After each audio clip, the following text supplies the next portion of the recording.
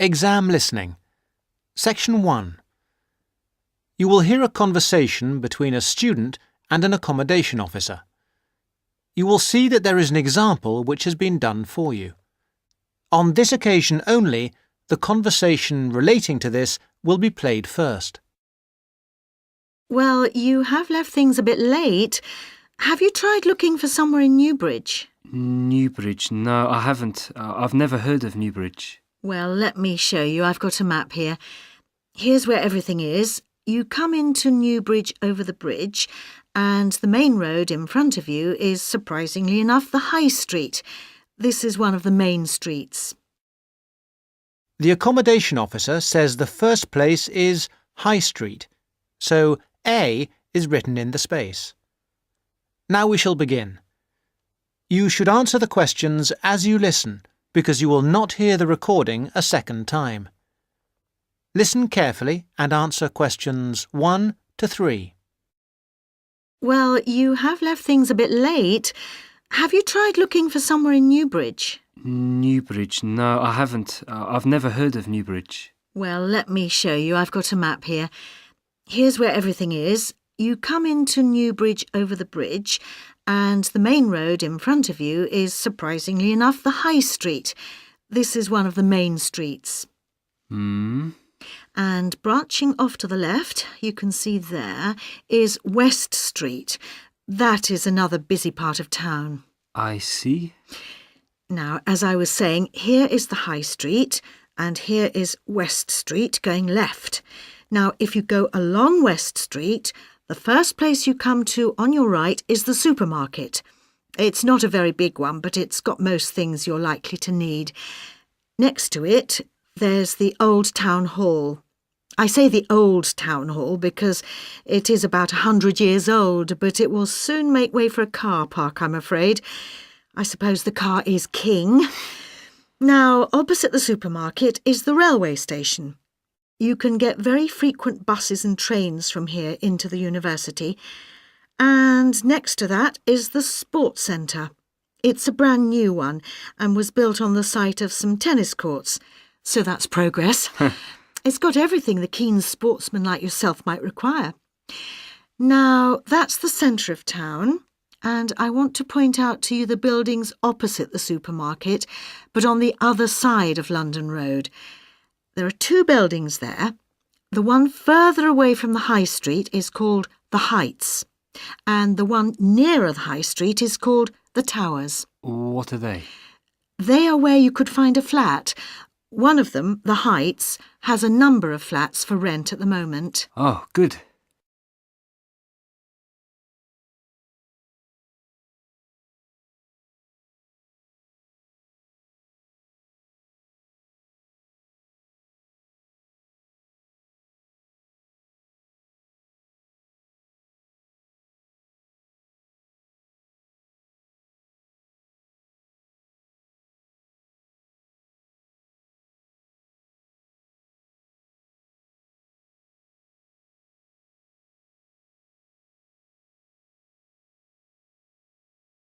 Now answer questions 4 to 10.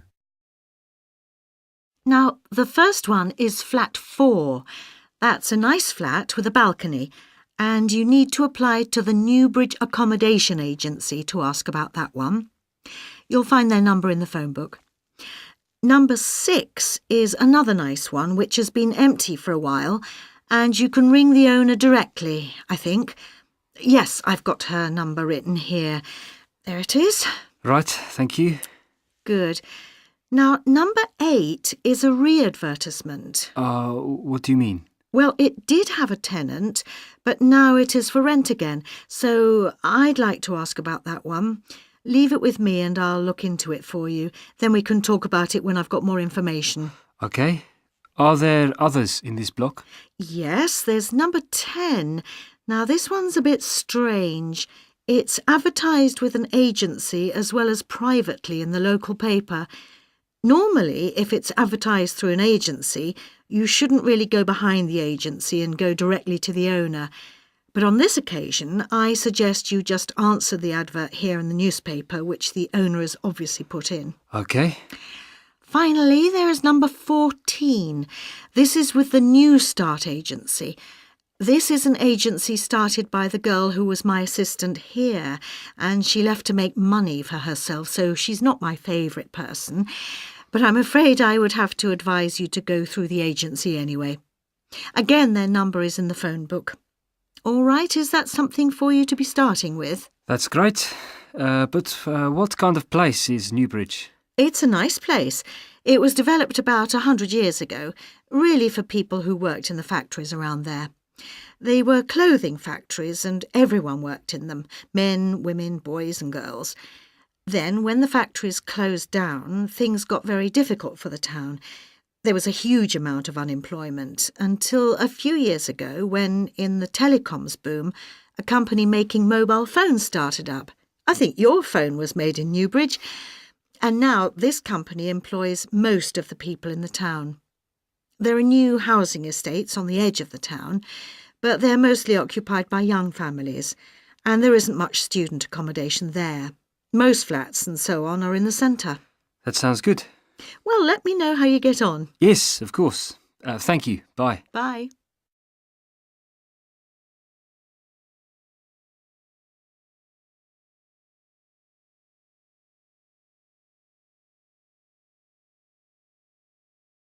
Section 2. You will hear part of an introductory talk about a library. Listen and answer questions 11 to 15. Good morning. My name is Mandy, and I am going to tell you a little about the John R. Jones Memorial Library here at Blackwater College. We regard the library as a gateway to the resources that you, as students at the college, may need. The majority of you are full-time students. You may find you spend a lot of time here.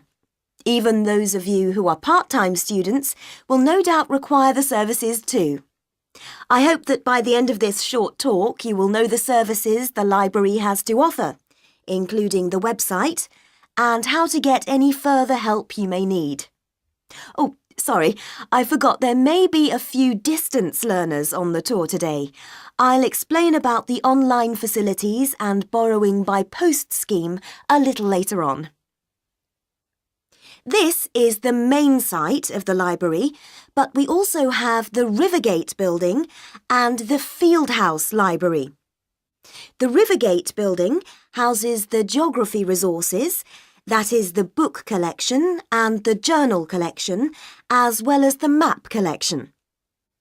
The hours and days of opening of the Rivergate collection are the same as this building, except that it is closed on Christmas Day and New Year's Day.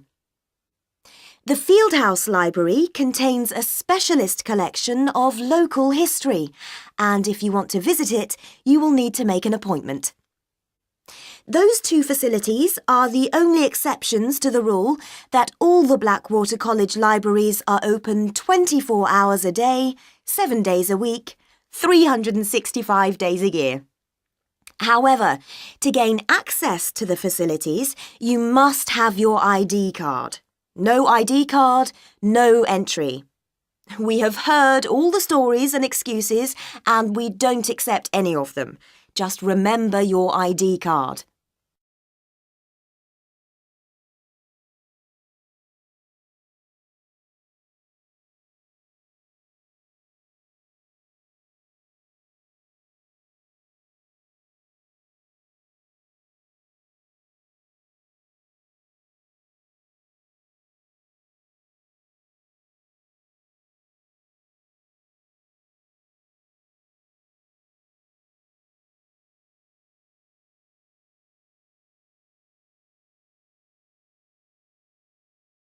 Now answer questions 16 to 20. Now, I must apologise for the mess you can see around you today. Libraries should be quiet places, but unfortunately this is not currently the case here. This new building has been here for only 2 months, and as a result, we have not quite finished moving in. So far, we have moved most of the book and journal collections from the old library into this new building. There are 2 exceptions. We are currently moving the economics collection here, which should be installed by tomorrow, and we will be moving the French literature collection into this building next week. But as you can see, we are still building the new restaurant. We will finish it, we hope, very shortly. We have finished the cafe, however, and students can use it during the library opening hours. We have recently installed 150 computer places, and we will be adding another 100 shortly, so that there will be plenty for everybody very soon. Very shortly, this library will be one of the finest in this part of the country. Don't forget that the library isn't just about academic books. In addition to the books and journals, there is a wide range of national newspapers available from the librarians on request. I'd like to mention the different ways you can get help in using our resources. Don't forget our website at www.mlbc.ac.uk.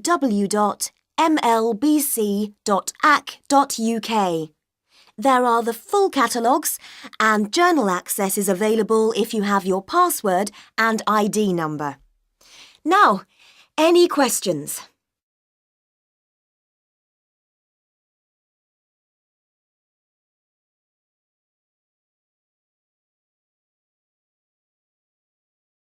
Section 3.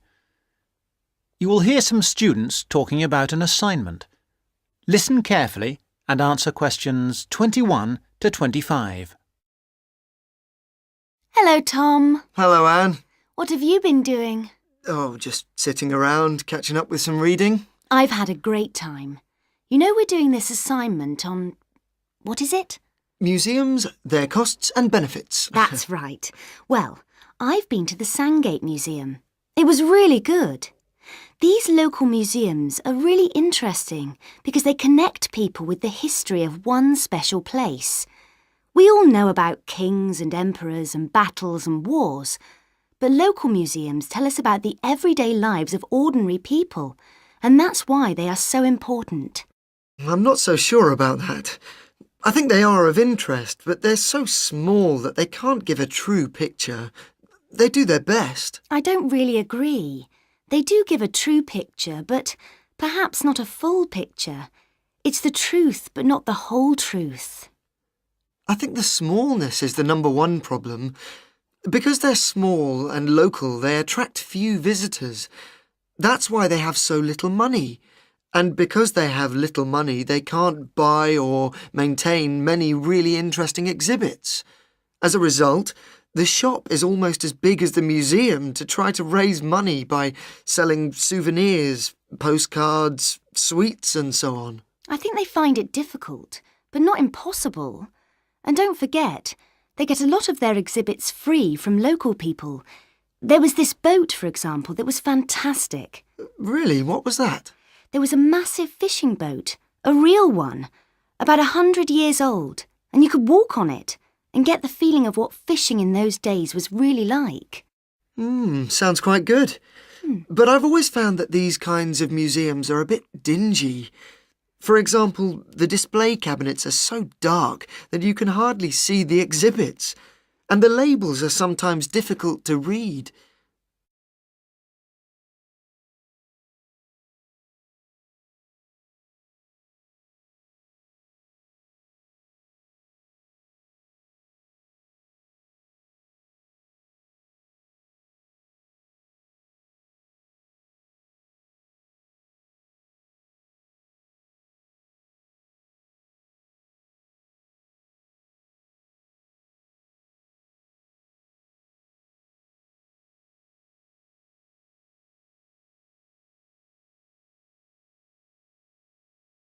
Now answer questions 26 to 30. So coming back to our assignment, What we've got to decide is whether these museums should be funded by the government or just by local people. I think it depends entirely on what kind of museum it is. How do you mean? Well, take local history museums. They are small, so they won't survive without financial support. But that should come from the local authority, since only people in that area or tourists will visit it.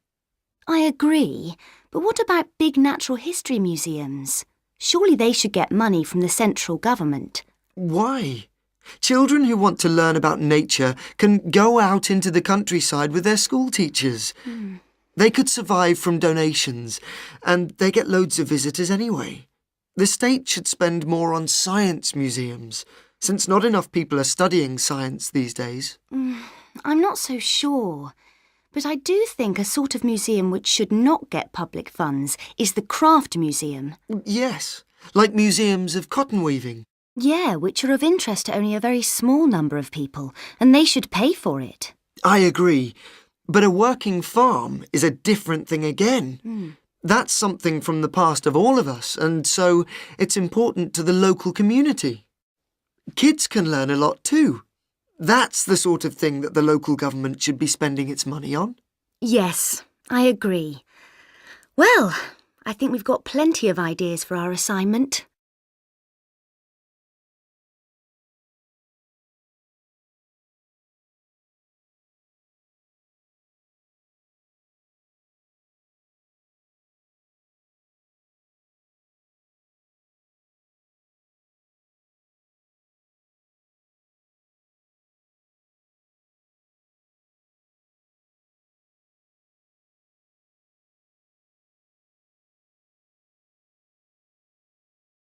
Section 4. You will hear part of a lecture about product life cycles. Listen carefully and answer questions 31 to 40. I'm going to begin my lecture today with a look at product life cycles. Now, as we go through the product life cycle, I will be trying to raise some issues which are important with regard to each phase of the cycle. I won't have all the answers for you this morning. This one of the lecture series is just to get you started and, I hope, interested. Let's start with the first phase of the cycle, that of product design. This is really the most important part of the cycle. We often talk as if it is consumers who are responsible for recycling, and so they are, but in reality, the major responsibility must be borne by designers. They can design products where recycling is easy and cheap, or difficult and expensive. In the latter case, the likelihood is that recycling, though technically feasible, will not in fact take place. Now, don't jump ahead, because the second stage is not product manufacturing, but rather that of materials acquisition. This is the activity we do when we mine coal or other minerals such as gold or iron or copper. In addition to mining, there is harvesting, which includes the cutting down of trees as a first step in the making of furniture or paper, or fishing. These activities have costs which are not only money costs.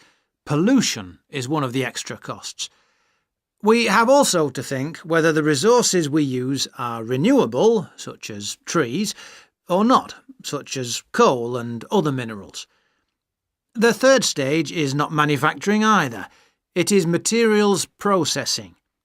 This is where we take the raw materials and use energy to change them into a form that can be used in manufacturing. For example, trees must be turned into paper or oil into plastic. The cotton plants that grow in the fields must be turned into cloth. All of these activities require the use of chemical processes, and, as with all chemical processes, waste is produced, often of a dangerous kind. And now we come to the manufacturing stage. This is usually the most expensive in terms of cost and energy and waste. The wastes are often those that contribute to global climate change. For example, we make 41 billion glass containers, mostly bottles, each year, and we throw most of them away. A lot of manufacturing seems unnecessary if we could only organise things better. And this could mean greater profits for the manufacturing companies too. Stage 5 is packaging. Many products are packed in paper or plastic, which themselves, of course, have their own processes and costs. Excessive packaging is often criticised, but it must be remembered that packaging serves a purpose, often more than one purpose, such as maintaining freshness and hygiene, as well as providing information.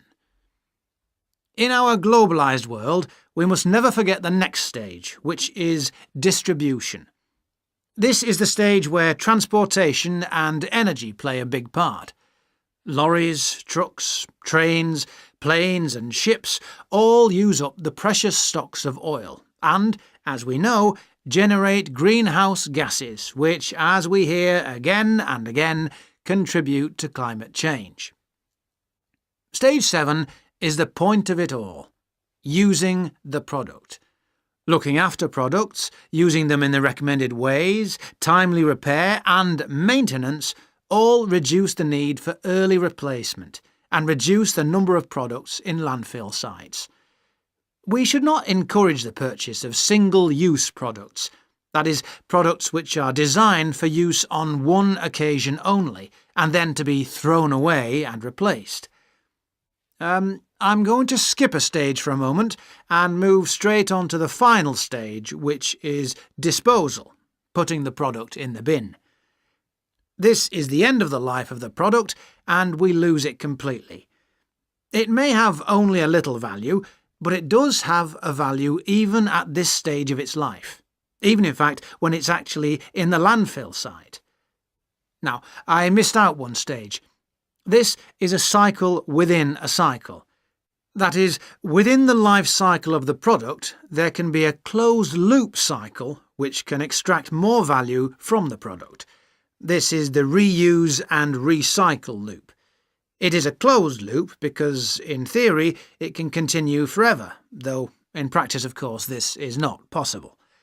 Recycling products mean that they can be used to make more of the same product. CDs, bottles, books, or that they can be used to make different ones. For example, 1 pound of recycled paper can make 6 cereal boxes. And if we recycled all our newspapers, we could save 40,000 trees a day. Now, with this approach to the life cycle of a product in mind, we can go on to consider life cycle analysis.